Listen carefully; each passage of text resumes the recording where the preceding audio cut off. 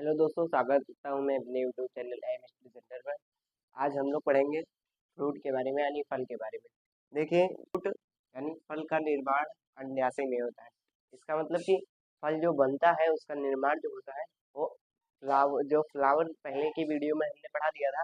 जो फ्लावर होता है उसमें अंडाशय होता है, उसी अंडाशय में होता है इसका फल का निर्माण अंडाशय में होता है।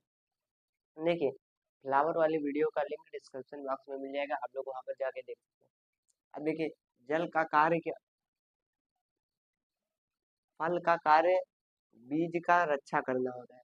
यानी जो फल होता है, फल का जो मुख्य कार्य होता है ना, वो बीज की रक्षा करना होता है। अब हम लोग देखेंगे फल के कितने प्रकार होते हैं। देखिए, निषेचन के आधार पर फल देखिए 3 प्रकार के होते हैं। सत्य फल, सत्य फल किसे कहते हैं?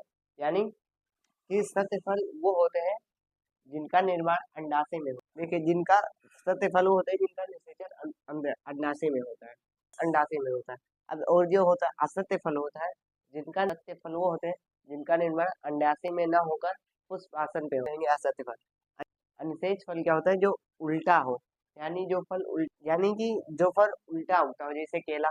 और ये असत्य अंडाशय में होता है उसे सत्य फल कहते हैं। जिसका निर्माण अंडाशय में ना होकर उस आसन में होता है उसे हम लोग कहेंगे असत्य फल। और जिसका निर्माण अनिषेच वो होता है जिसका जो फल उल्टा उगे। देखिए, मैं लिखे दे रहा हूँ, अंडाशय, अंडाशय और इसका निर्माण पुष्पासन, पुष्पासन और अनिषेच इसका उल्टा। जैसे अंडाशय में जैसे कि आम और कई सारे होंगे, पुष्पासन में और ये जैसे केला। अब देखिए, निर्माण के आधार पर हम लोग देखें तो निर्माण निर्माण के आधार पर भी 3 प्रकार के होते हैं। तो देखिए, पहला होता है सरल फल। सरल फल वो होते हैं जो एक फूल में एक ही फल उगे, एक फूल में एक ही फल उगे, उसे कहेंगे हम लोग सरल फल। और समूह फल क्या होता है? जो एक फूल में कई सारे फल उगे। और संग्रथित फल क्या होता है? जिसमें जब फल उग रहा हो और उसके साथ उसकी कैलिक्स और दलपुंज, जो भी फूल है सारे हैं, उसके जो फूल है, जिस फूल में ये उगता है ये वाला संग्रथित फल, उसको फूल को साथ में ही चिपका कर जो टूट जाता है, जैसे अनानास हुआ और हाल हो गया। ये हो गए संग्रथित फल के। अब देखिए, सरल फल वो हो गया एक फूल में एक फल उगे, जैसे आम हो गया।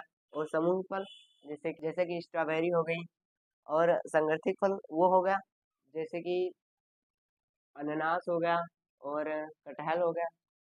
अब हम लोग अब देखिए, हम लोग देखते हैं फल के भाग। तो फल के भाग क्या होते हैं? ये तीन फल के 3 भाग होते हैं। एक जो छिलका होता है फल का, उस छिलके के जो जस्ट पीछे होता है यानी जस्ट अंदर होता है। तो जैसे जो छिलके में जो चिपका रहता है एकदम उसके पास, उसे कहेंगे इपोकोर। और जो छिलके के बाद जो चिपका रहता है यानी जो बीच वाला भाग रहता है फल का, उसे कहेंगे उसे कहेंगे मेसोकार्प। उसे हम लोग कहेंगे इंडोकार्प। जो कि जो गिठली होता है उसके पास जो एकदम उसमें चिपका रहता है उसे कहेंगे हम लोग इंडोकार्प। अब देखिए, इन तीनों को उसे कहेंगे उसे कहेंगे पेरिकॉर्प। जो कि इन तीनों को मिलाकर कहेंगे पेरिकॉर्प। अब देखिए, फ्लेसी क्या होता है और ये ड्राई फ्रूट क्या होता है? फ्लेसी वो होता है जो इन तीनों को, जिस फल में इन तीनों का अंदाजा लग सके कि ये तीनों उस फल में है। यानी एक जो फल होता है उसमें इन तीनों का अंतर लग सके, यानी इसे हम लोग कहेंगे बाह्य और मध्य और इसे कहेंगे आंतरिक। अब जब ये इन तीनों का जिसमें पता चल सके उसे कहेंगे हम लोग फ्लैसी। और इन तीनों का जिस फल में ना पता चले उसे कहेंगे ड्राई फ्रूट यानी मेवा। जैसे जो मेवा होता है ना, उसमें थोड़ी ना पता चलता है। जैसे किशमिश हो गया और गरी हो गया और छुहारा हो गया, ये नहीं पता चलता। और इसे हम लोग कहेंगे हिंदी में,